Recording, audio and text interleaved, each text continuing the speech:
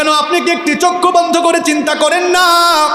দুনিয়া থেকে কত মানুষ চলে গেল, সবাইকেই কিন্তু দামি কাপড় খুলে সাদা কাফন দিয়ে পেঁচায়া এরপরে মাটির তৈরি কবরের মধ্যে রেখে আসা হয়। আবার বর্ষাকালে তো মানুষ মারা গেলে আরেক চিত্র দেখবেন, কবর খুঁড়িয়ার নিচ থেকে কি উঠে। আরে নরম বিছানা, দামি বিছানা ছাড়া ঘুম হইতো না, সেই কাদার মধ্যে পানির মধ্যেই কিন্তু ঘুমাইতে হবে। আর এই শীতকালে যদি আপনাকে কবরে দেওয়া হয়, এই মাটিতে যখন মানুষ রেখে আসবে, কবরটা বড় সাংঘাতিক জায়গা। একা থাকবেন, সাথী থাকবে না, বাতি থাকবে না, স্ত্রী নাই, সন্তান নাই, ছেলে মেয়ে নাই, কেউ নাই।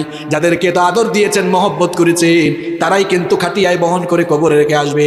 মাঝে মাঝে কেউ মারা গেলে আপনি মাঝে মাঝে কবরে নেমে তারপর লাশ শোয়ায়েন, তাহলে দেখবেন হেদায়াতের নূর হয়তো অন্তরে আসতে পারে। আমি বহু মানুষকে কবরে শুয়াইছি, আর কবরে যখন রাখবেন কলিজাটা কিন্তু মুচুর দিয়ে উঠে। কি সাংঘাতিক জায়গা, ডানে বামে সব দিকে পিঁপড়া পোকামাকড়। কবরে রেখে দেওয়ার পরে যখন উপরে বাঁশের ছাউনি দিয়ে দেওয়া হয়, তারপরে যখন আস্তে আস্তে মাটি দেওয়া শুরু হয়, কবরের অন্ধকার বাড়তে থাকে না কমতে থাকে। কবরটা কিন্তু বড় সাংঘাতিক জায়গা, ওই কবরকে ভয় করুন। মানুষের উপরে আর অবিচার করবেন না, জুলুম করবেন না। যদি আপনি জুলুম করেন, নবীজি বলেছেন ইত্তাকুজ জুলম, জুলুম থেকে বিরত হও, ফা ইন্নাজ জুলমা যুলুমাতুন ইয়াউমাল কিয়ামা। জুলুমের পরিণাম কিন্তু ভয়াবহ অন্ধকার হবে বলেছেন মুহাম্মদ সাল্লাল্লাহু আলাইহি ওয়াসাল্লাম। কবরটা এমনি অন্ধকার, কবরে কিন্তু বাতি নাই, সাথী নাই। এই যে এখন রাতের বেলা যদি সবগুলো লাইট অপারেটর বন্ধ করে দেয়, এই জায়গাটাও কিন্তু অন্ধকার হয়ে যাবে। এই জায়গা কি আর অন্ধকার, কবর হলো তার চাইতে আরো বেশি অন্ধকার। ওই কবরে কোনো বাতি থাকবে না, সাথীও থাকবে না। আপনি যদি মানুষের উপরে জুলুম করে যান, কবরটা কিন্তু আর অন্ধকার হয়ে যাবে, কবরটা জাহান্নামের গর্তে পরিণত হয়ে যাবে।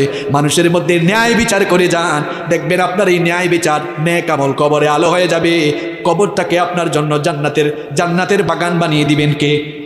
আসতে বলবেন না, আরেকটু জুড়ে বলেন কে? এই জন্য আমরা মানুষের উপরে কখনো অবিচার করব, ন্যায়ের পথে চলবো, হক কথা বলবো। হক কথা এখন আমরা অনেক হুজুররাই বলতে পারি না। এক হুজুর চাকরি পাইছে নতুন মসজিদে, ঘটনা কি বলবো। এখন হুজুর খুব সুন্দর নোট করেছে, সুদের বিরুদ্ধে ওয়াজ করবে। সুদের বিরুদ্ধে ওয়াজ শুরু করছে, কিছুক্ষণ পর সভাপতি কাশি দিছে।